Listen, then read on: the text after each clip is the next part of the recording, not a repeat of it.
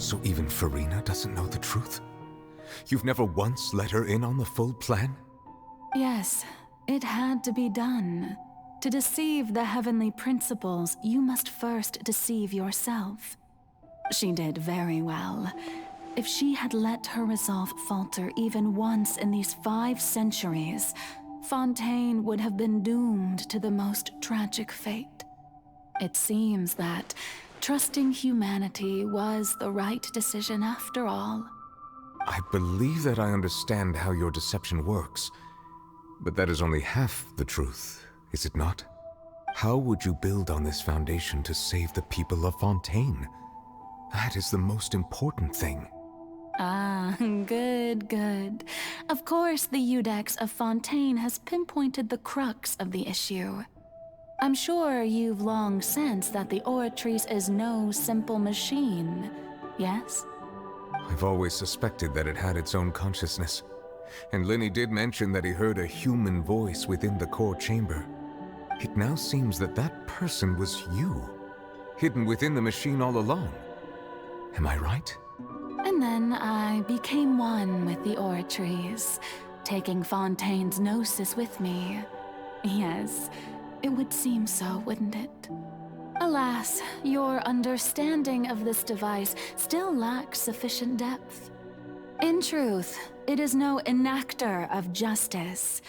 It is, in fact, a device created to kill the god of justice. I beg your pardon? Oh, you have it. And to be more precise, not only will the Oratrice take down the god of justice, it will also take down the divine throne upon which she has been placed. I mean, did you think I would be the sort to enjoy peaceful repose while Farina suffered? My work over these last 500 years has been to constantly accumulate indemnitium within the Oratrice.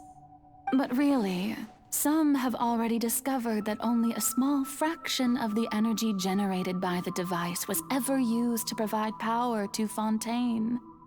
The vast majority had to be, accumulated to enact this death sentence. It was all a part of your plan then? Both the trial and the sentence? Indeed. This power, accrued over 5 centuries, could have sustained Fontainians for millennia had it only been used for that purpose. Almost all of it has now been stored within the Oratrice. But only power of this magnitude could hope to destroy the Hydro Archon's divine throne, shaking the rules established by Celestia and breaking through the institution that is the Seven. So the Oratrice's call for death was for neither Farina nor Focalor, but for the Hydro Archon.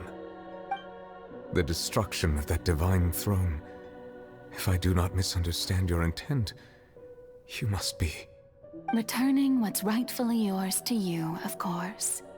In other words, this was all done to return the authority of the Hydro Archon to the Hydro Dragon of this planet. But...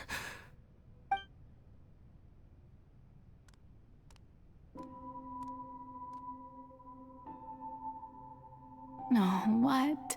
Getting sad again, are we? The authority of the ancient dragons shall soon be yours once more, O Hydro Dragon Sovereign. And this is the face you make. all you've done throughout the years is just so you can sacrifice yourself at the very end. I've never quite seen it that way, you know. Even now, I'm quite pleased at how well my deception worked.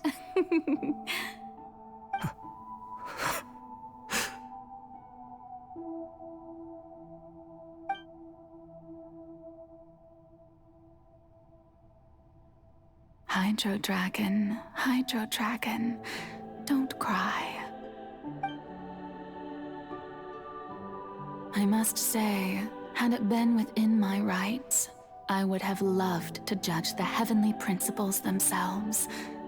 were they not guilty of essentially the same crime? Egeria stole the power of the primordial sea, and the heavenly principle stole the power you ancient dragons possessed. I, for my part, am the god of justice. And is it not just that your original powers should be returned to you? Speaking of justice, I have always believed that justice lies in the process of pursuing human existence itself.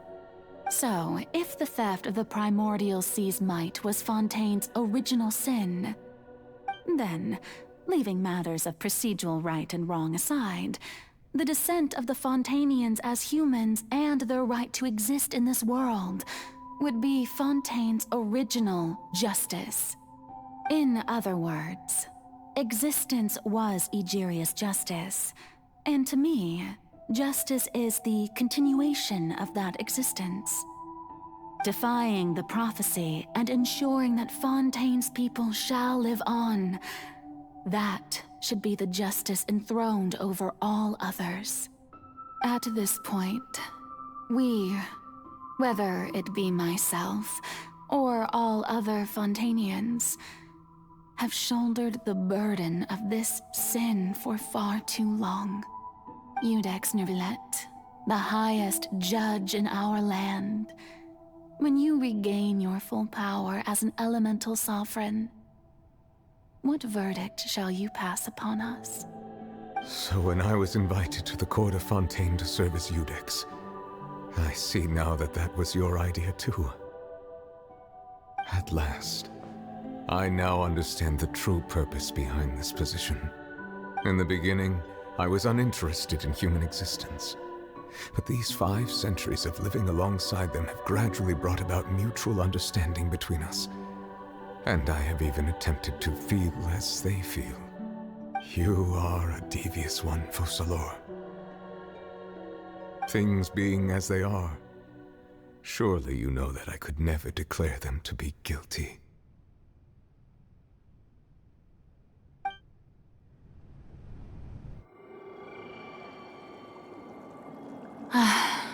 The hour of my execution is almost here. For the sinner, the curtain call has come. I know I may not sound it, but faced with death, I find myself a little afraid. Perhaps this is one thing both gods and humans have in common.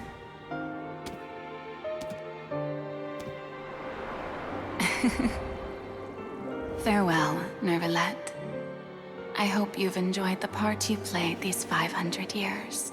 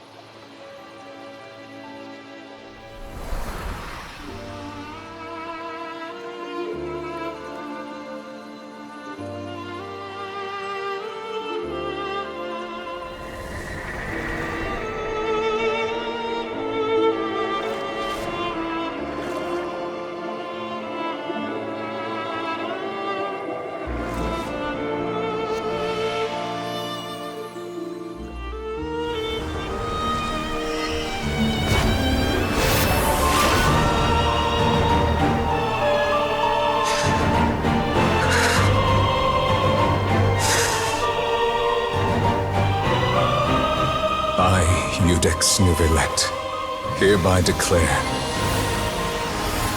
People of Fontain, your sins are forgiven.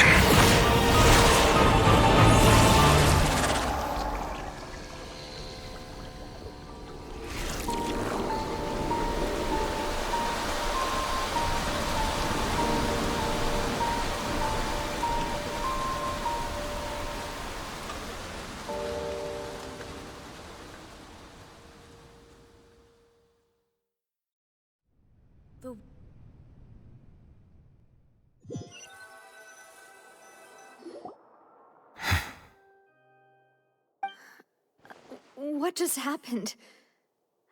Has the death sentence been carried out? Was that bright light some sort of misdirection? I have a feeling that something huge just happened. But since we're all still alive and haven't been dissolved, I assume whatever happened was good for us. It's time to end this. We must mete out punishment to that beast. Didn't you say just a moment ago that it can't be defeated? I have gained the strength sufficient to deal with it. Through certain means, I now have the ability to separate the power of the Primordial Sea from that creature. We should seize the opportunity to pursue our quarry. Traveler, now that the oratories can no longer function, I require an executor to help me mete out justice. The root of the calamities befalling Fontain, the beast that enacts the prophecy. Its name is the all-devouring Narwhal. Come with me, traveler. The hour of execution has come.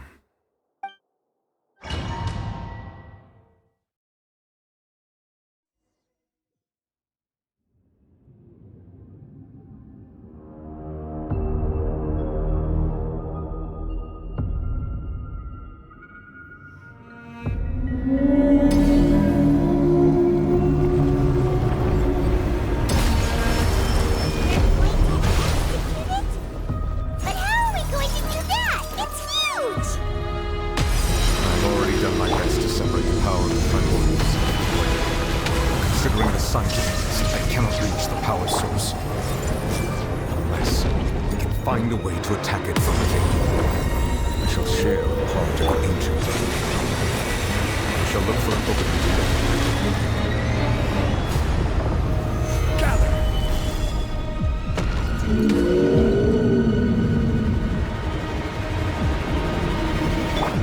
Everyone hold hands! I can feel its sorrow turning into hostility.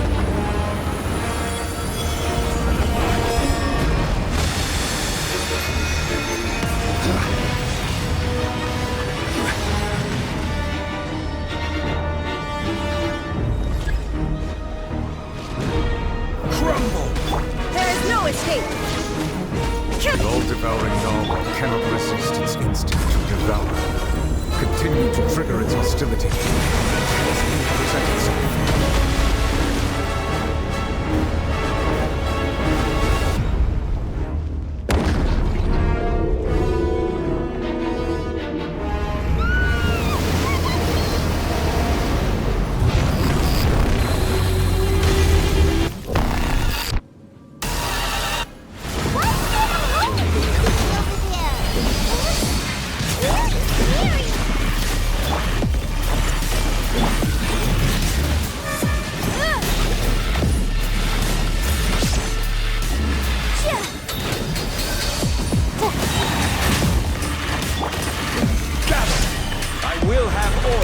I have granted you my protection. Do not fear. Seize the moment and use my power to suppress its root from within.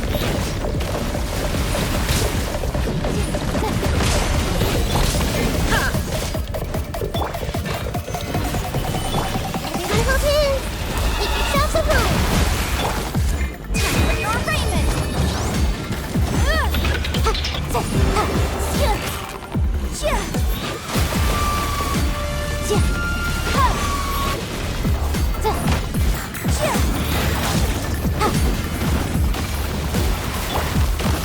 Stabilize!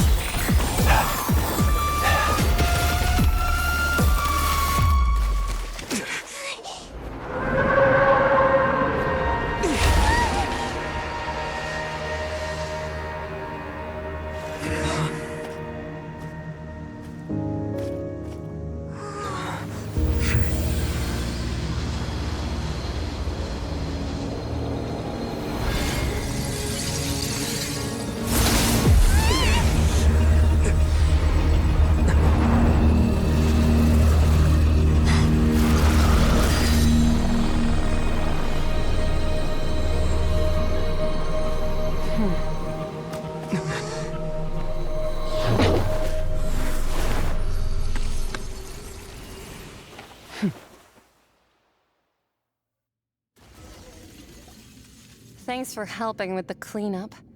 It should have been my job, but... oh well. It was just supposed to be a short private training session for me. I didn't think that my disciple and my master's pet would start brawling in the meantime. Well, actually, I had a feeling that it would happen at some point, but they bumped into one another earlier than I thought. What a blunder. I suppose I'll have to swing my sword 3 million times as penance. That power. Who are you exactly? Paimon has an idea. From what she said earlier, she must be Child's master. Skirk, right? It's just that he gave us the impression that she was the less talkative person. I simply did not have anything to say to the weak.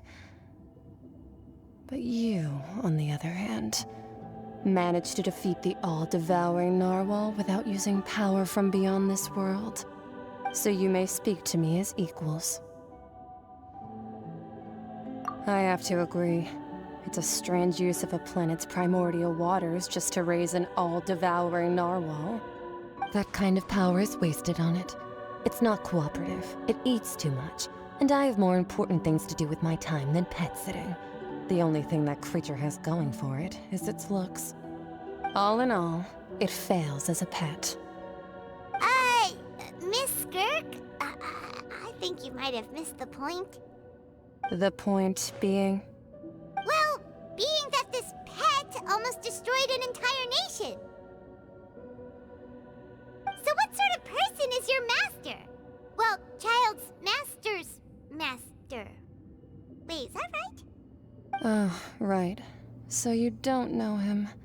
Sorry, I assumed you did. His name is Sertologi. Huh? I am unfamiliar with that name. Huh. So Master is insufficiently famous. How should I describe him then? Have you heard of the name The Fowl? The Fowl? Still nothing? Well, how about the Visionary? Vetterfalnir then? Or Gold Rhine-Daughter? Ooh, that one we've heard! Rhine-Daughter's part of the Hexen Circle. She's Albedo's mom, right? Oh, so you do know that name. To be honest, I also heard all of those names and titles from my master. I don't actually know them either. But I suppose you understand now, yes? My master is likely a similar sort to Rhine-Daughter. They are both pursuing some form of perfection. Wait! Didn't you also mention a visionary person? Paimon didn't quite catch their name. Actually, never mind that. I believe it expedient to inform you that the all-devouring narwhal used up nearly all its strength fighting you. Such roiling hydro energies will prove difficult for the planet's deep seas to digest. As such, the Fontein back on the surface has most likely been thrown into chaos. In other words, the prophecy that you've been fretting over should now be in full swing. What?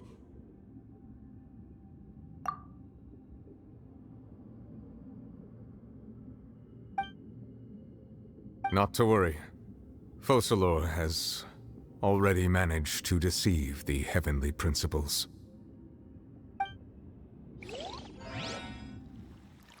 In the end, the people will all be dissolved into the waters, and only Farina will remain, weeping on her throne.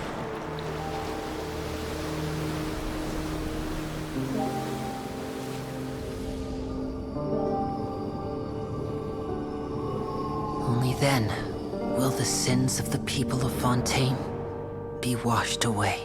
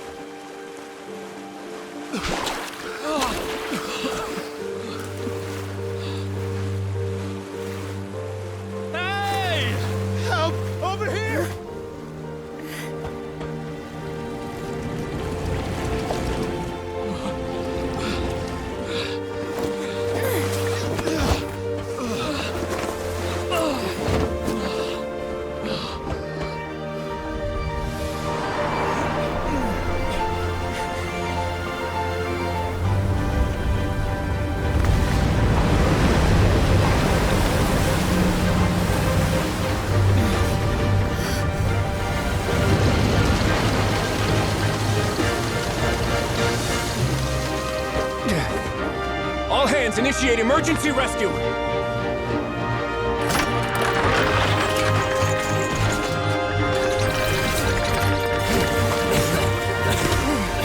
Hurry!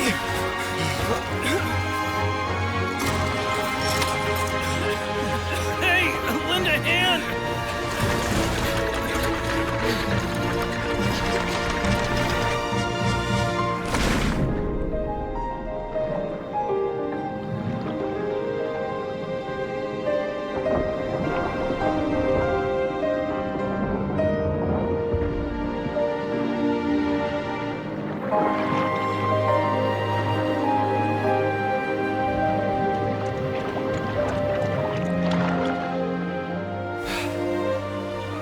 Look!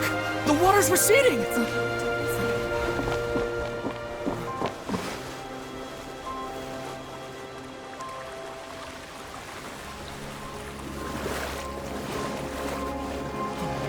It's a miracle! The water's receding. We didn't dissolve.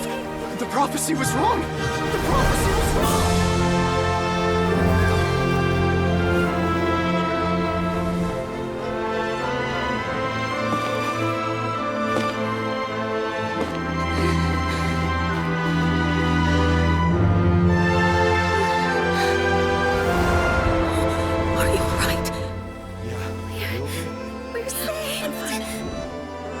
The prophecy was wrong.